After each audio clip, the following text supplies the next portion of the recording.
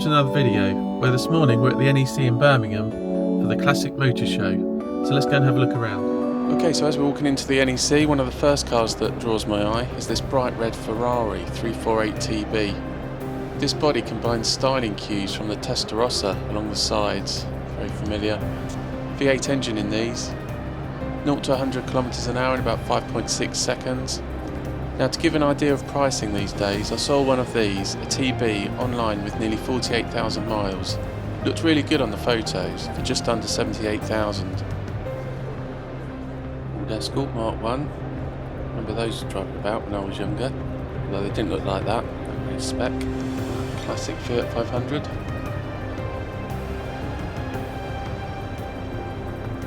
Well, I can see an Aston Martin Vanquish S. Has wide range in pricing on these, depending on condition, obviously, and mileage.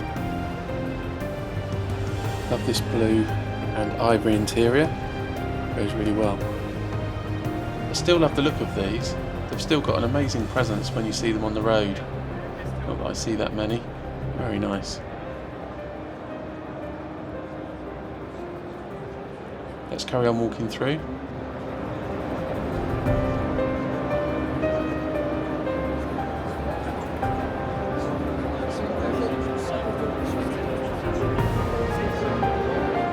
So many amazing cars here.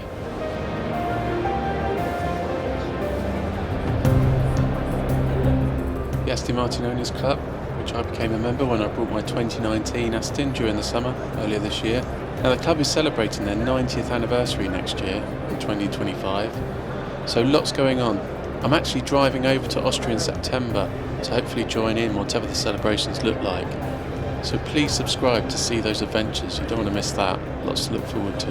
Now, what we're looking at here is an immaculate 1959 Aston Martin DB Mark III Saloon in snow shadow grey with black interior. Looks amazing, especially in this light.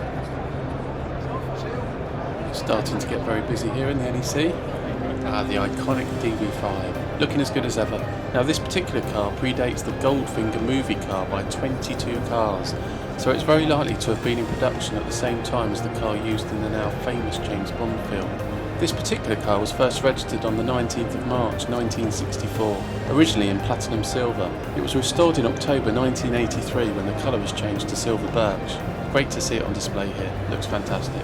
The distinctive red Aston Martin Ulster here from the 1930s, cars which represent the early part of Aston's history. I believe this model was produced between 1934 to 36. And there were just 21 customer cars built, of which 20 are known to have survived. Now, I saw this particular car at the Aston Martin Heritage Day at the British Motor Museum in Gaydon earlier this year. Stunning car. The Austin Healey stand. Blue and white striped car is quite a statement.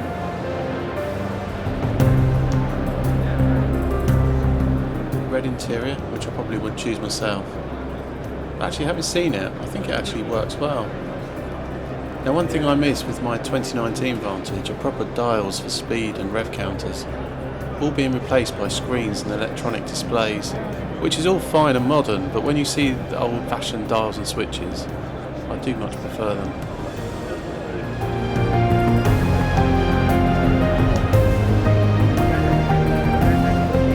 Some immaculate Austin Healeys here.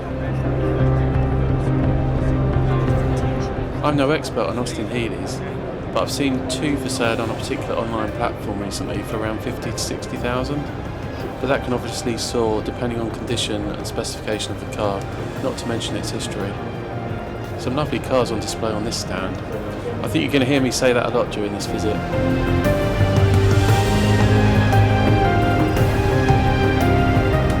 Now, when you do see cars on the road from this era, they do look so small compared to more modern cars of today in recent years.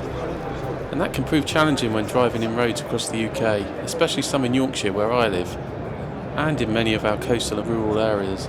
Seeing these and how narrow and compact they are, I imagine they would be able to nip around the country lanes far easier than their modern day equivalent.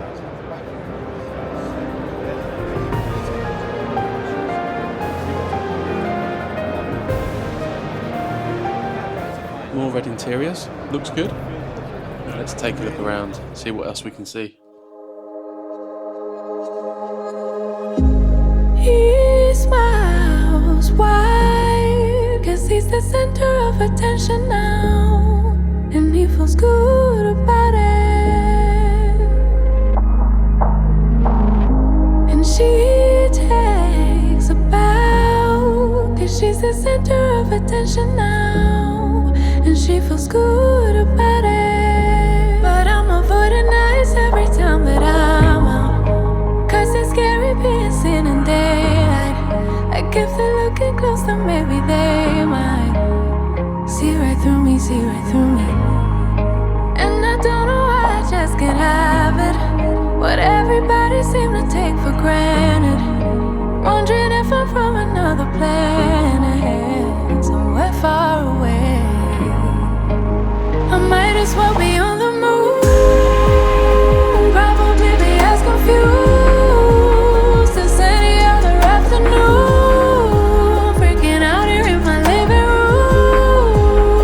I might as well be on the moon, never really get used to the things that everybody else do. I might as well be on the moon. They're having fun without worrying about looking dumb. They feel alive instead of feeling numb. As you've already seen and will continue to see as we walk around, replica cars and resto mods are in abundance here. However, they look really good, and stay tuned as there's a really special replica Aston Martin in a minute that I want to show you. 'Cause it's scary being seen in daylight. Like if they're looking close, then maybe they. This GT40 replica is a build which has taken 5 years, with the car being first registered in February 2012. This particular car is regularly taken abroad and across the UK, including track sessions at Le Mans, Spa and Goodwood. As many of you will recognise, this car has been built as a homage to Ford GT40 Mark II, which Shelby American team ran in the 1966 Le Mans event for Ken Miles and Denny Hulme. As any other afternoon, freaking out here in my living room. I might as well be on the moon, never really get used to the things that everybody else do. I might as well be on the moon, might as well be on the moon. Feels like something's got a hold on me, don't know why it won't let go of me. Always really getting so lonely, feeling like this. Feels like something's got a hold on me, don't know why I won't let go of me. Always getting so lonely, feeling like this. Feels like something's got a hold on me, don't know why I won't let go of me. Always getting so lonely, feeling like this. Feels like something's got a hold on me, don't know why it won't let go of me. Always really getting so lonely, feeling like this.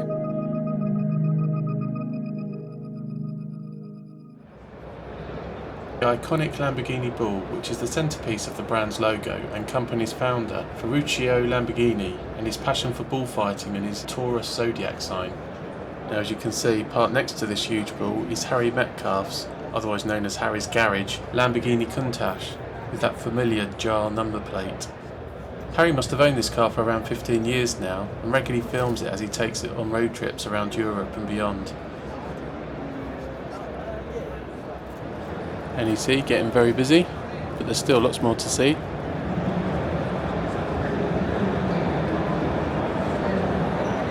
This is the car I referred to earlier. Now, being an Aston Martin fan, my attention was drawn to the McKirk stand and this car, which I'm sure you'll recognise as a DBR1. First impressions, or certainly my first impressions, are wow, what an amazing car. This is actually a beautiful recreation of the 1959 Le Mans winning Aston Martin DBR1. In my opinion, up close, it's exceptional.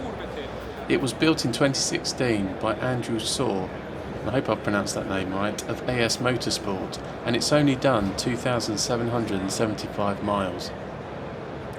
This particular example was created with hill climbs and sprints in mind, But apparently AS Motorsport can build to your desired specification, from road going to track spec to something like this. Amazing. As you can see, the level of detail is impressive.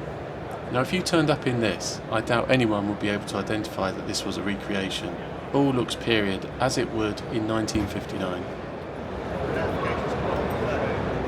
This is Russ Swift's 1937 SS Jaguar 100.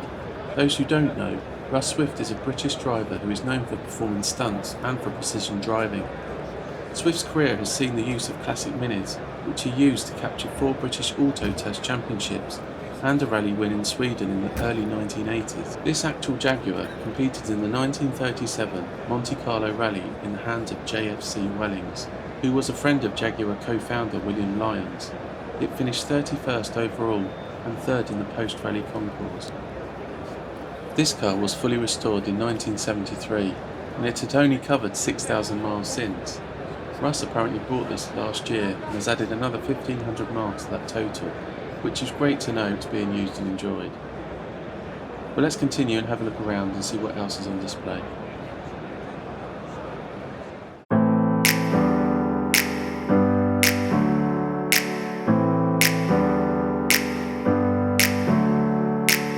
Never up, never down, never. Like a theme in a song, clever. Feeling high, feeling low at the same time. Feels so right, then I'm wrong, hoping I'll be fine. But I get up, I always do. I never think, I always do. Never thought I wouldn't jump, oh what a fool. But if I fall, I would get up again.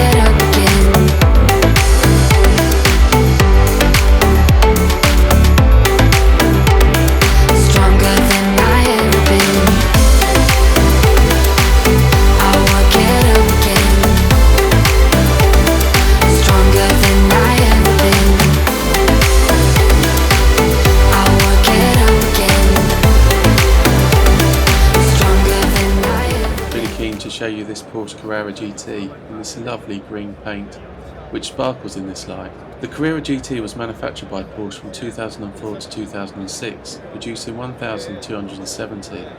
Now they originally planned to make 1,500 GTs, but they announced in August 2005 that production would stop, and this was due to change in airbag regulations in the United States. These cars have a V10 5.7 litre engine that delivers 0 to 60 in 3.5 seconds and a top speed of 205 miles per hour. The value of these cars just keeps on rising, upwards towards the 1.5 to 2 million mark, depending on mileage, condition and other factors. This car is certainly now a bit of an icon that draws crowds whenever and wherever they're seen, especially when they look like this. I wanted to show you this car, the 1990 Jaguar R9R prototype, XJR15. Now this was supposed to be a better alternative to the XJ220 and was conceived in 1988 by Tom Walkinshaw after seeing the XJ220 at the British Motor Show and following Jaguar's success at Le Mans. This was the road-going version of the Le Mans winning XJR9.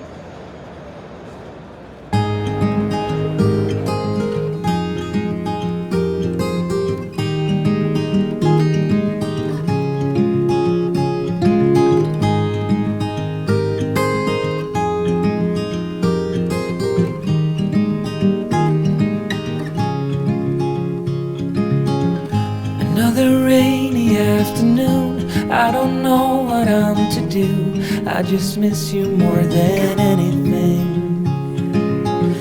It's way too quiet in the house, I'm just wasted on the couch. Guess I don't wanna feel anything. Wish you'd stayed here beside me. This isn't how it's supposed to be. Wish you'd stayed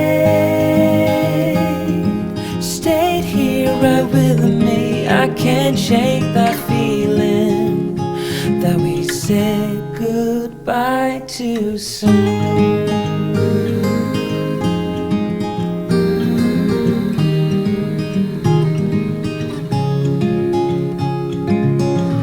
I know the hour's getting late, I shouldn't sit here contemplating. I just can't stop thinking about us. I won't forget a single thing, from drunken nights to Sunday mornings, and how you smile at me. Wish you'd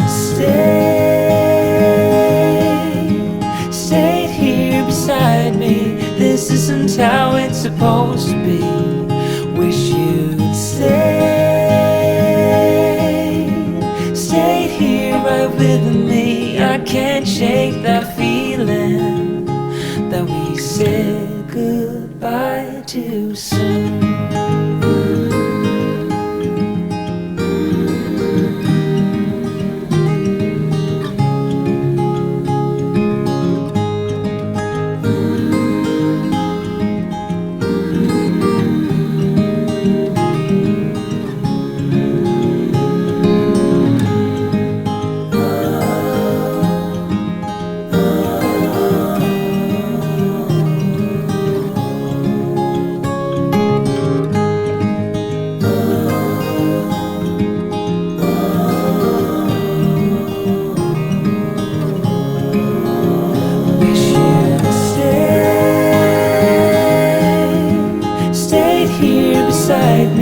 This isn't how it's supposed to be. Wish you'd stayed here right with me. I can't shake that feeling that we said goodbye too soon. What do you think of this? Bright yellow 1969 Corvette Stingray. This has a stroker engine which produces 450 brake horsepower and a 4-speed manual transmission. This particular car, being from 1969, is the third generation of the Corvette sports car, which was produced from 1967 until 1982. For this third generation, it was the second time the Corvette would carry the Stingray name, and this time Stingray was a single word, as opposed to Sting and Ray being separate, as used for the previous second generation. Then we move on to the more modern Corvette, the C8 Stingray, this one from 2023.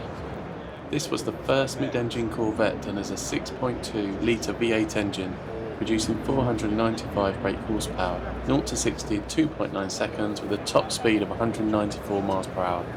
A very quick car, probably helped by its carbon fibre fiberglass body.